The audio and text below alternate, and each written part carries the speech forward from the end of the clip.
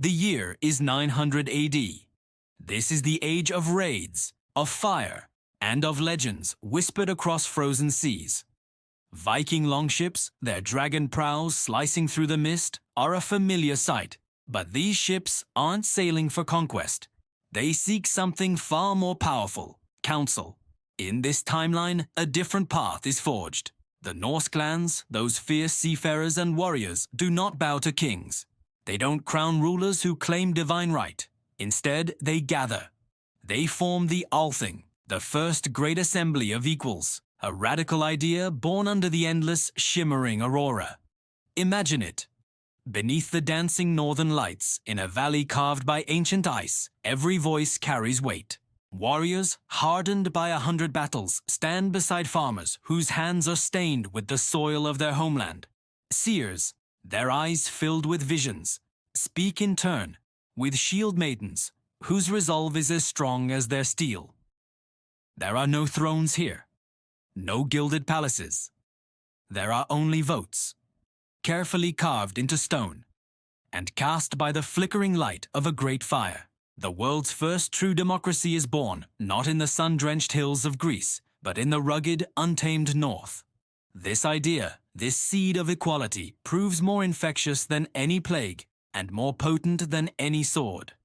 It spreads through the fjords and across the stormy seas, carried on the winds that fill the longship's sails. The Viking code, once a guide for warriors, evolves. It's no longer just about honor in battle, but about justice in peace. Conquest is replaced by consensus. Raid is replaced by reason. By the year 1100, this new way of life reaches shores far to the west. Norse explorers, guided by sagas and stars, don't arrive with axes raised. They bring a system. They establish a new north in the lands that would one day be called America. This fledgling society thrives, ruled not by the bloodlines of kings, but by the ballots of its people. History itself begins to rewrite its own grand saga. The ripple effect is immense. The Renaissance, that great awakening of art and thought, doesn't begin in the warm climes of Italy. It sparks to life in Iceland, fueled by a culture of open debate and shared knowledge. The great age of exploration becomes an era of cooperation. European kingdoms, watching from afar, slowly begin to learn a lesson that would have otherwise taken centuries of bloodshed to comprehend: that true, lasting strength is not something you take by force. It's something you share. But this world of peace and reason comes with a price. It is a quiet, profound cost. Without the constant engine of war, there are no sprawling empires built on the backs of the conquered.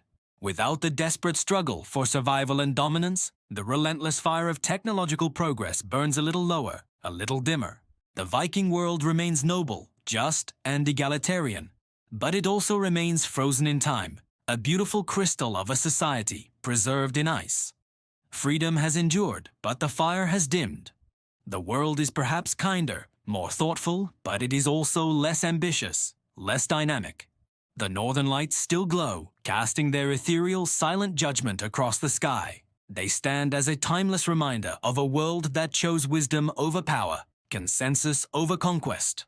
A world that found its strength not in the swing of an axe, but in the raising of a hand, and in doing so changed the very course of what it means to be human. Thank you so much for joining us on this journey into what could have been. If you enjoyed this exploration of alternate history, don't forget to like, subscribe, and hit that notification bell to join us for our next venture into the unknown. Until next time, stay curious.